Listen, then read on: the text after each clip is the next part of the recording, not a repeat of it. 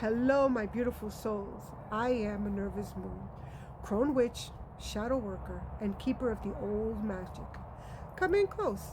The circle is worn. Step in, breathe deep, and let the ancient wisdom rise within you. Before we continue our Ascension series, I wanted to pause for a moment. This isn't the next step in our journey. That will come in my next post. But something happened to me recently, and I felt called to share it with you guys. Sometimes Spirit nudges us off the path for a moment so we could speak a truth that needs to be spoken.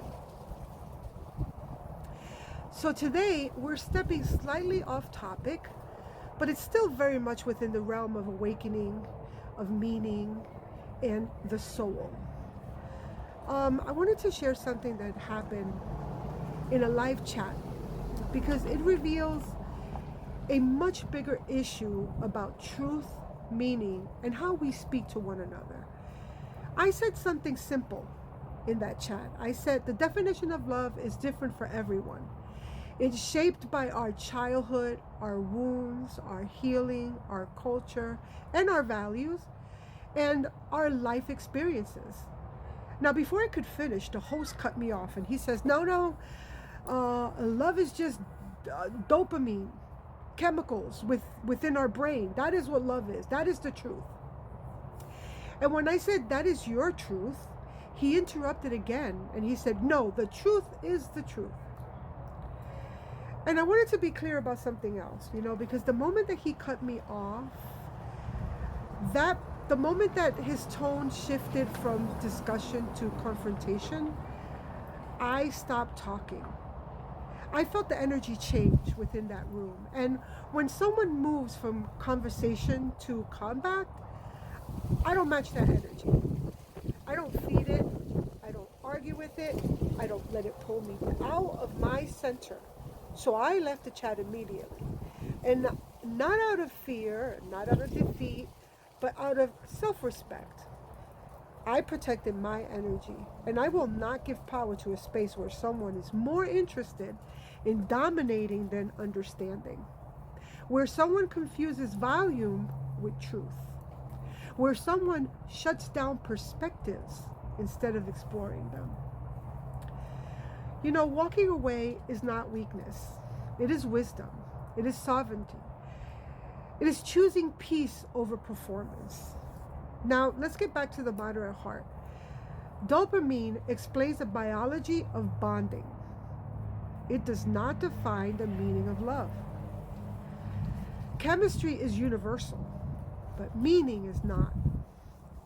Human beings create meaning through memories, trauma, culture, values, and life experiences. Reducing love to a neurotransmitter doesn't erase the fact that people define and experience it differently. And let me expand on that, because this is where people get lost. Biology explains mechanisms. The soul explains the meaning.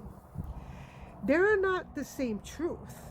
Biology can tell you what the body does, but the soul tells you what matters. Biology says, when you see someone you're drawn to, dopamine and oxytocins increase. The soul says, when I look at you, something in me remembers itself. Biology says your heart races because adrenaline spikes. But the soul says, my heart raced because I felt safe for the first time in years. Biology says hugging releases oxytocins. The soul says that hug felt like coming home. Science can be measured, and science can measure the hormones, but it cannot measure the significance. Biology says, humans bond through repeated positive interactions. But the soul says some people touch you in your life once, and it changes everything. Patterns can be mapped. Purpose cannot. Biology says dopamine spikes when someone makes you feel good.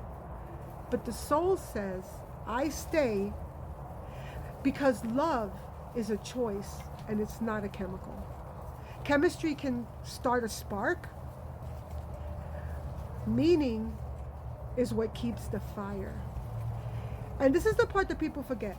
Biology is universal. The soul is individual. Every human's brain releases dopamine. But what love means to each person is shaped by their childhood, by their traumas, by their healing, by their cultures, attachment styles, their values, their spiritual beliefs, their personal history.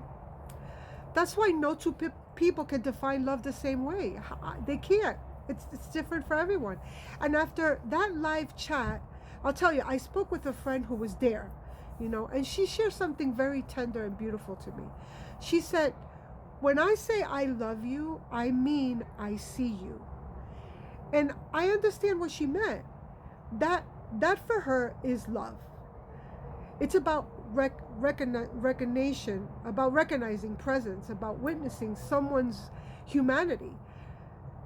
That's her language, and that's how love moves through her. And I respect and honor that. But I also know this. Not everyone expresses love through metaphors or spiritual phrasings.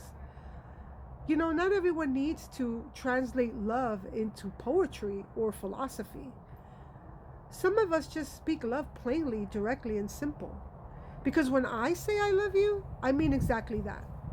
Love as love, whole and clear, uncomplicated. Her way is beautiful, my way is honest.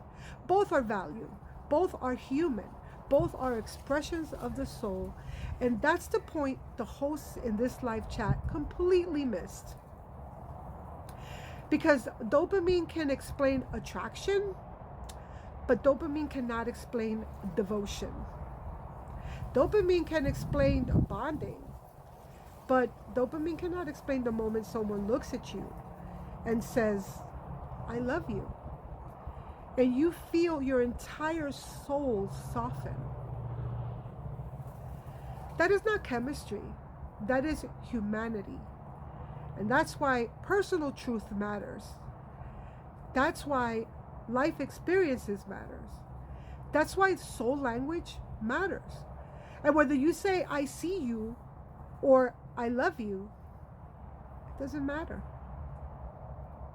Well, my friends, as the circle closes, carry your awakening and your magic with you. Awaken the soul and honor the craft.